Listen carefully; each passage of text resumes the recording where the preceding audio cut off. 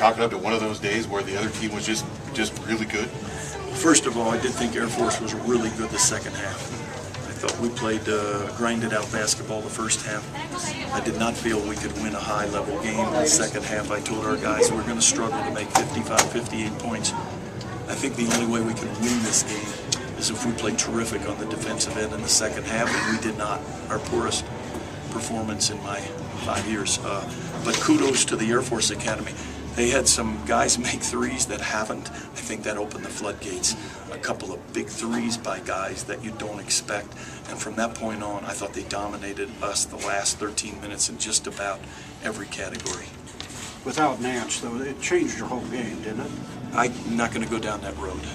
I'm here to talk about our team today and the guys that were on the floor today that need to get better.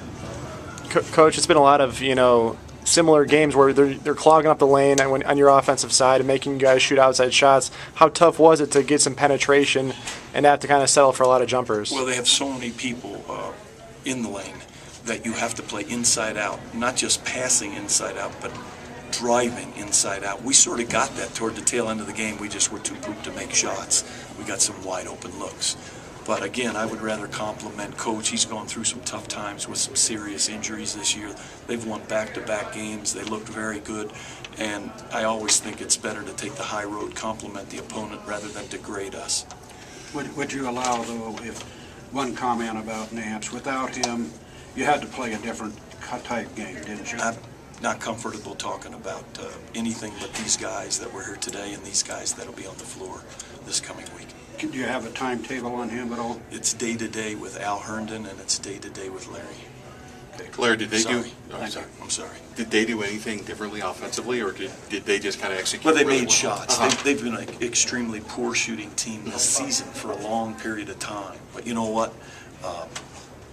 A lot of people catch fire at different times, and I don't want to blame our guys. I'd rather compliment the Air Force Academy for making 5 of 10 from 3 in the first half and 5 of 10 from 3 in the second half.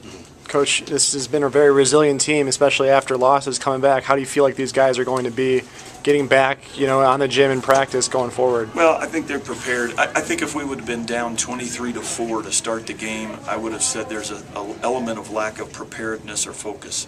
That wasn't the case. And when we came out the second half and Jason knocked in the 3 and cut it to 4, there was no lack of preparedness or focus. I think the game got away from us when they made some shots and our defense really caved in. And I was disappointed with some of our older players that they wouldn't have the stick-to-itness to be louder, more vocal, more encouraging, rather than discouraging.